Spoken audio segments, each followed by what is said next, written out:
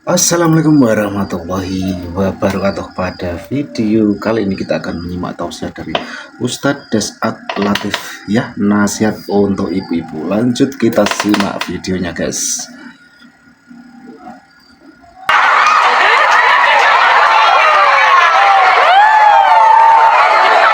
Bu, serius ibu. Ibu ngambil uang sogok misal 300.000 ya, lalu ibu makan 40 hari ke depan. Setelah makan uang haram itu, jangan ibu mati. Kalau ibu mati, maka ibu mati dalam keadaan kafir. Kenapa? Ada barang sogok dalam perutnya.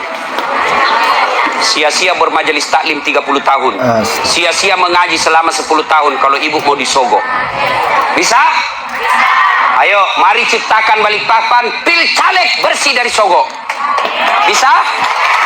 Bisa? Bu, jangan ibu. Ibu tidak usah cemas soal perut. Allah yang ngatur rezekinya ibu. Ibu ambil 300.000, berapa kali makan habis, dosanya dibawa sampai mati. Dan demi Allah, tidak ada orang mati kelaparan di Balikpapan. Kenapa? Allah yang jamin rezekinya ibu. Percaya? Mana buktinya? Saya kasih contoh.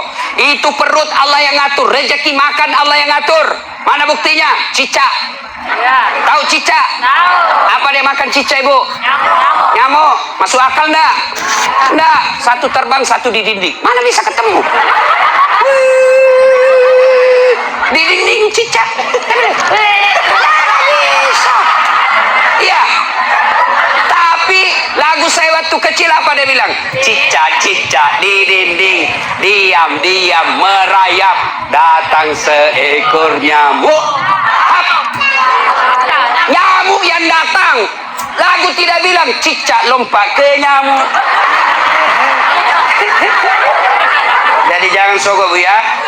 Ya, ibu datang pengajian kalau ada caleg yang undang, datang dengan niat dapat ilmu, bukan karena dapat jilbab. Ya, kalau ibu niat dapat ilmu di akhirat kelak, Allah cari mana ibu yang datang karena pengajian mau dapat ilmu, ini hadiah dari kamu. Saya kasih kau hadiah surga.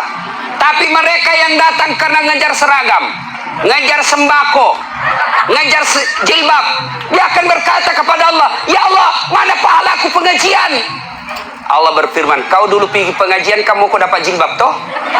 Kau sudah dapat min, tidak ada kau dapat sekarang cilaka.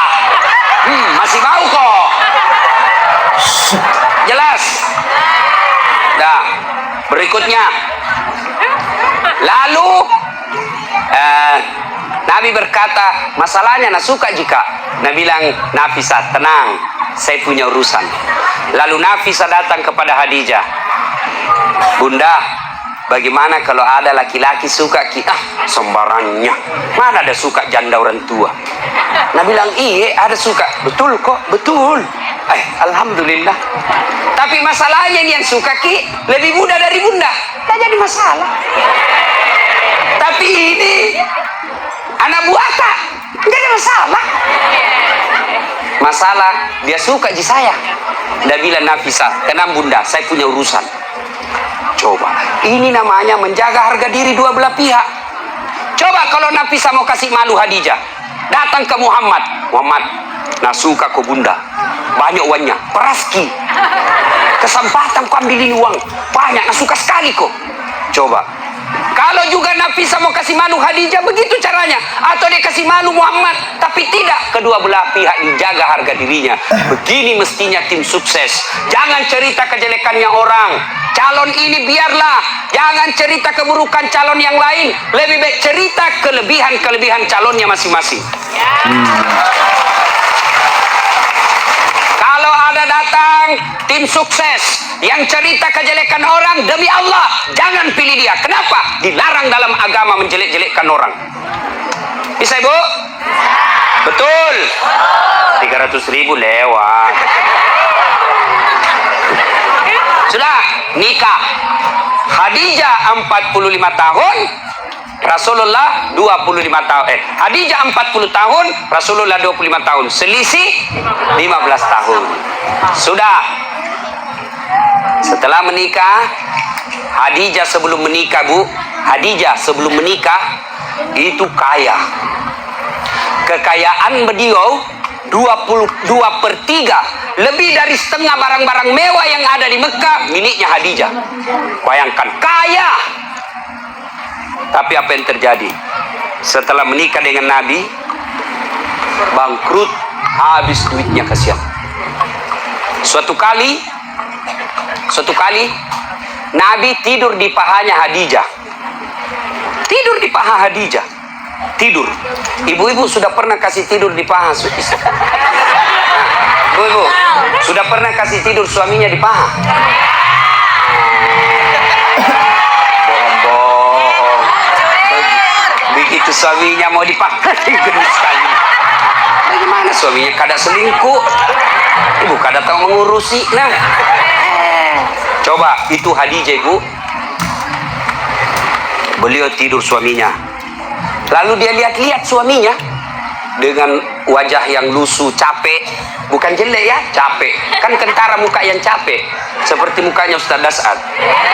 Capek, bu, capek betul. Dan dia bilang istriku, mama nyecek deh, kasihan suamiku. Matoa nih kasih. Sudah tidur.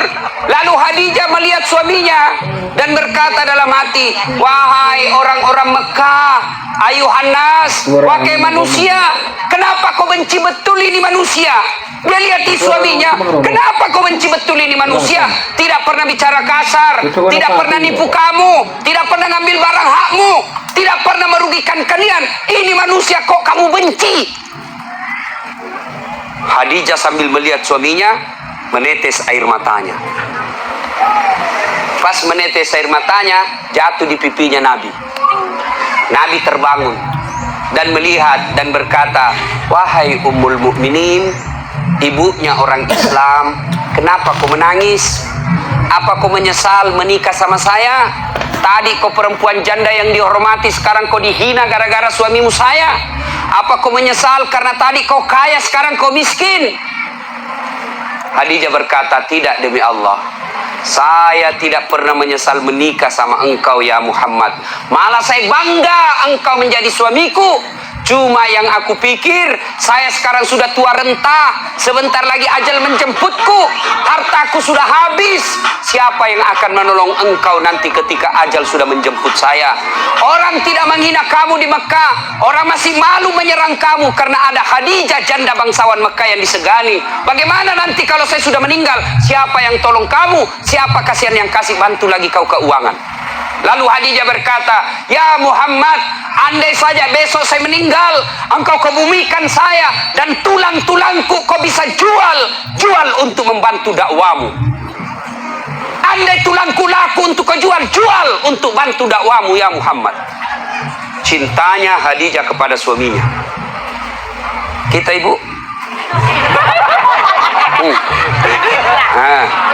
bukan cinta, naja suaminya. Baru 1 jam pergi suaminya menelpon, di mana kau pak? Ya kau lisu, pulang kok. Awas kok ndak pulang kok. Ini. Nggak ada di sini. Motor lolos. Bu, halo ibu.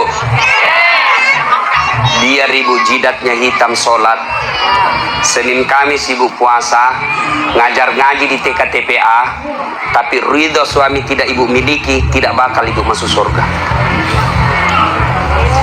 Bahkan Nabi jelaskan, andai saja boleh manusia sujud kepada sesamanya manusia, itu istri saya wajibkan sujud di depan suaminya.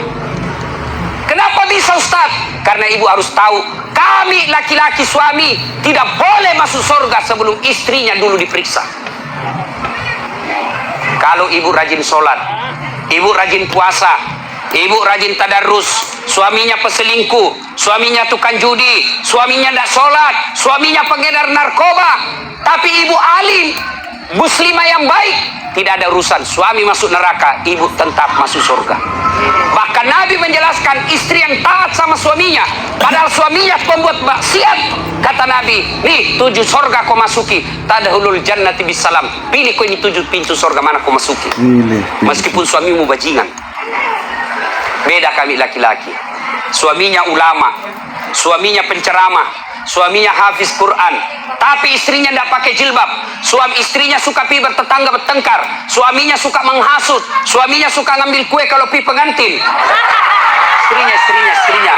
Ibu-ibu Pandoko yang selalu saya istilahkan ibu-ibu Columbus, kelompok ibu-ibu pembungkus.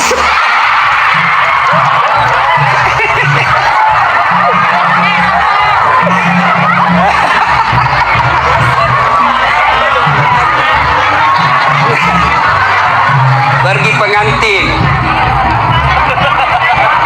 pengantin, nasa begitu turung, pergi membantu padahal membantu kasih habis suwe.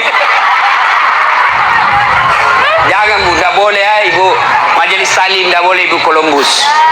Nah ya, biar sepupu yang punya acara kalau tidak minta tidak boleh. Nah, kalau istrinya durjana seperti itu, padahal suaminya ulama, demi Allah tidak boleh di laki-laki masuk surga sebelum dia temani istrinya masuk neraka.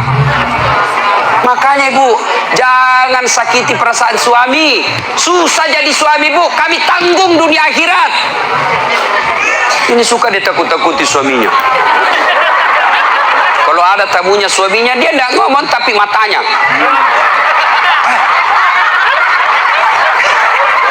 Ada juga itu istri begitu, dia pelototi mata suaminya.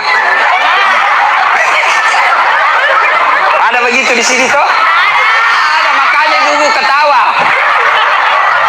Anu Ibu Di, saya izin dulu pergi sama temanku.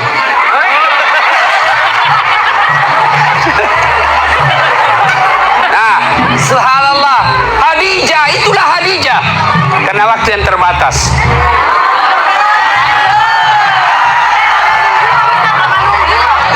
Oh, berapa jam Ibu menunggu? 4 jam. Kalau Ibu menunggu ikhlas, itu yang nambah-nambah amal. Tidak ada yang sia-sia dalam Islam Ibu, tidak ada yang sia-sia. Menunggu dakwah itu amal. Ibu menunggu, saya juga menunggu pesawat tadi. Coba sama-sama menunggu. Nah, sampai lagi tadi di pesawat di atas udara lama dia putar-putar. Kubayangkan lagi mamanya Ece. Bagaimana kalau saya mati? Siapa yang? Janda istriku masih muda. Sampai di sini langsung disuruh ceramah. Ibu cuma diam-diam ketawa.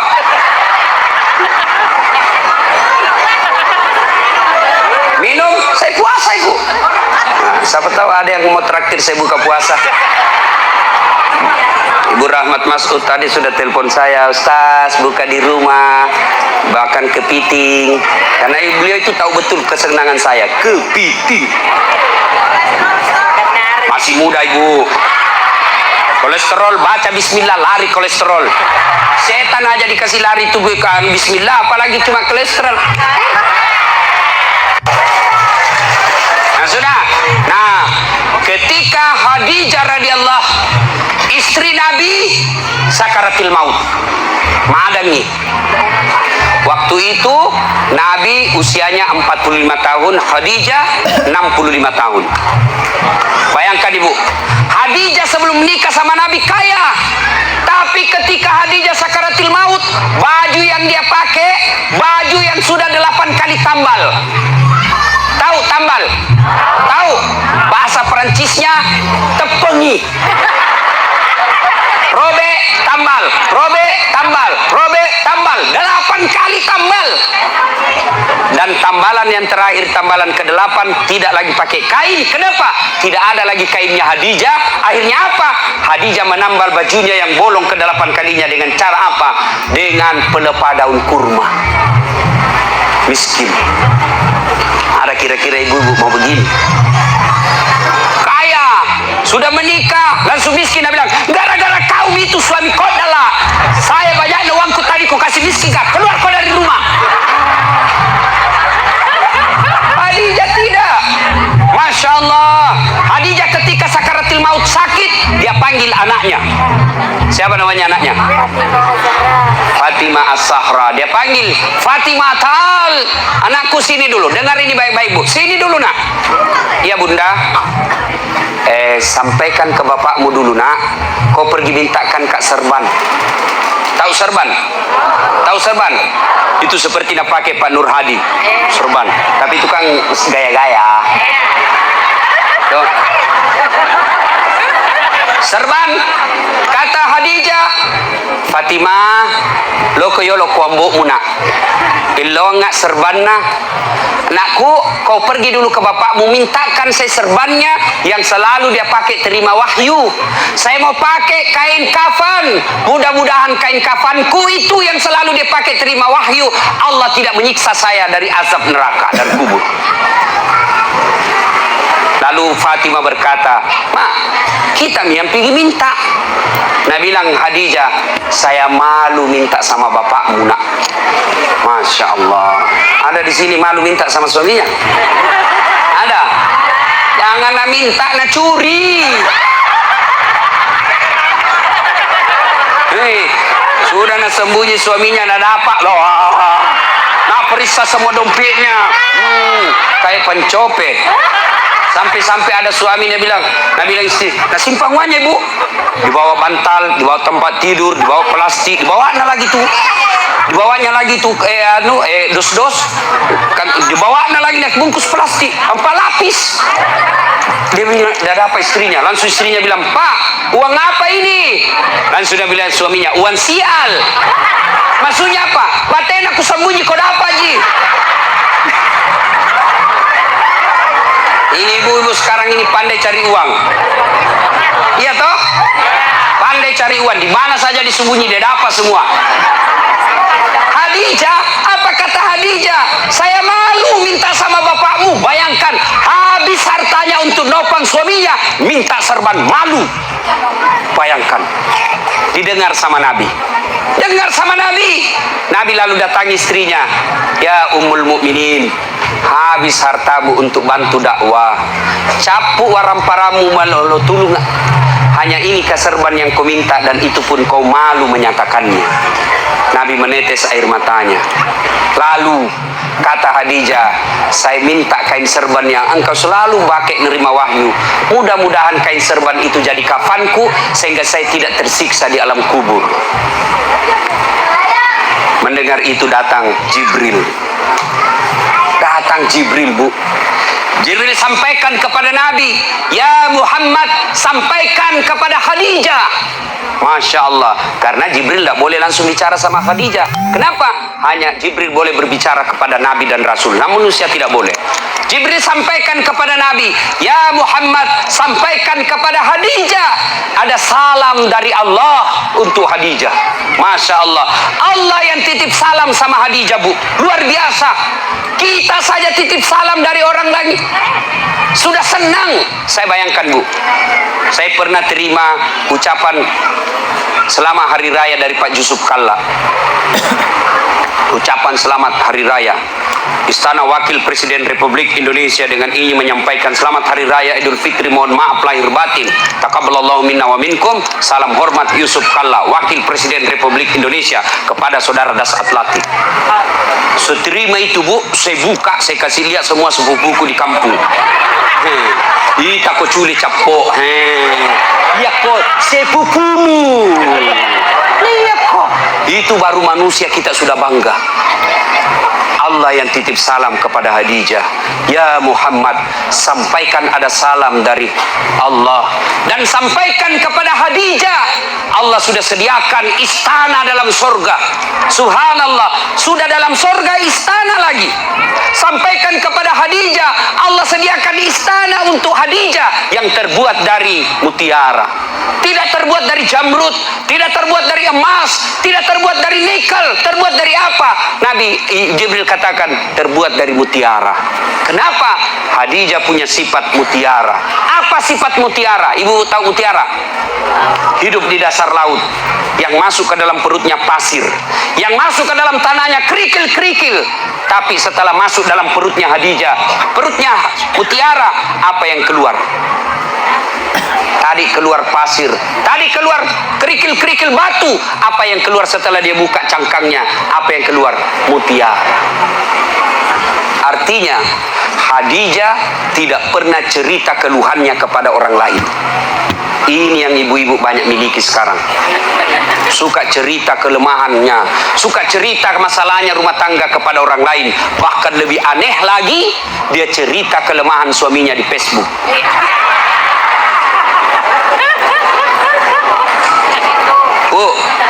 Apa ada manusia tidak punya masalah? Ibu kira-kira yakin tak Khadijah penuh dengan masalah dalam hidupnya? Khadijah banyak masalahnya dalam hidup. Beliau kadangkala melihat Rasulullah kelaparan di depannya, lapar Rasulullah sampai pucat beberapa kali tidak makan. Beliau melihat dengan mata kepalanya Rasulullah dihina oleh pamannya, dilihat dengan mata kepalanya sendiri. Khadijah, apa dia pergi cerita? Tidak. Jadi kalau ibu mau punya surga, istana dalam surga, maka ibu punya sifat seperti Khadijah. Apa sifatnya Khadijah? Jangan suka cerita kelemahan rumah tangga. Apa tidak boleh mengeluh? Boleh. Apa tidak boleh curhat? Boleh. Apa tidak boleh mengungkapkan perasaan? Boleh. Tapi kemana? Kepada Allah. Yang dilarang cerita ke medsos, cerita ke tetangga. Ya, ibu-ibu, ada di sini tidak ada masalahnya? Oh, dalam rumah tangga ibu semua orang punya masalah. Contoh, dia bilang enaknya itu Ustaz, kenapa? Gagahnya suaminya. Ibu, suami gagah masalah. Kenapa? Dia goda orang, Bu. Apalagi kalau istrinya jelek. Lebih masalah lagi itu. Suami gagah, istri jelek, masalah. Berarti bagus kalau suami jelek, Ustaz. Suami jelek dihina orang. Kita lagi malu jalan sama dia. Duluan aja Pak, saya menyusul. Suami gagah, masalah. Suami jelek, masalah. Berarti bagus kalau tidak ada suami. Ya bagus Ibu. Nabi lagi ke orang Gasturi, gadis tua Republik Indonesia. Ayo, bagus kalau banyak suami, lebih masalah lagi. Coba, tidak ada orang tidak ada masalah. Dulu waktu mau menikah, apa masalahnya? Mudah-mudahan dapat jodoh. Dapat suami, ada masalah, selesai masalahnya? Tidak. Mau punya anak. Punya anak, selesai masalahnya? Tidak. Mau punya rumah. Sudah punya rumah, selesai masalahnya? Mau punya mobil. Punya mobil, selesai masalahnya? Tidak. Bayar cicilannya. Maka Khadijah pun demikian. Tapi Khadijah ketika ada masalahnya, beliau ngadu kepada Allah. Kita ada masalah, mana?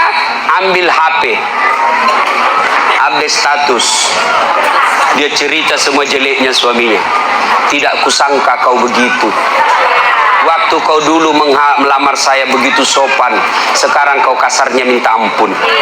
Semua teman Facebooknya tahu. Dia pergi cerita sama tetangganya, suamiku kok gini ya. Dulu waktu masih di Pinang saya, dia pacari saya, sopannya, hati-hati dek. Pelan-pelan dek, ada batu di depan, hati-hati. Itu waktu masih gadis. Sekarang sudah anak punya 3, tahan tuh kakiku. Dia bilang, di mana kau simpan matamu dong? Nah, jangan cerita kejelekan suami ke orang lain. Lebih mana? Ngadu kepada Allah. Ya Allah, begitu baik suami saya dari tahun pertama sampai tahun 10. Setelah ini ya Allah, setelah terpilih jadi anggota DPR, setelah bagus rumahnya, setelah bagus dia punya mobil, sepertinya dia mulai terpikat sama wanita lain. Ya Allah, bukan saya Bu, bukan juga Pak Nur Hadi. Ya Allah, Engkau yang menitipkan rasa cinta dalam hati suamiku.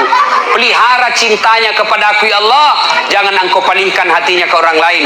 Buat dia pusing kepalanya kalau dia tidak lihat saya 24 jam. Boleh doa begitu Bu. Ngadu kepada Allah. Ya Allah, saya lihat suamiku makin hari makin kasar ya Allah. Aku tidak mampu mendidiknya ya Allah. Tapi Engkau yang beri hidayah. Berikan hidayah kepada suamiku ya Allah. Supaya dia menjadi suami yang menjadi imamku dunia akhirat. Jangan pergi cerita sama tetangga. Itu suamiku pelitnya nah. Sudah pelit kalau tidur ngorok. Sudah itu keluar lagi nyiurnya. Beleng-beleng. Kamu Kemudian cerita, bertengkar sedikit, langsung sudah telepon mamanya di Sulawesi. Ma, suamiku begini. Jangan minta pertolongan Allah. Allah cuma minta ud'uni astajib lakum. Minta kau kepadaku, saya yang selesaikan masalahmu. Ayo, minta berdoa kepada Allah. Dan berdoa tidak harus bahasa Arab. Ada yang selalu bilang, Ustaz, apa doanya? Suamiku ini sudah mulai lain-lain. Doanya, satu, perbaiki pelayanan. Ini rahasia laki-laki, Bu.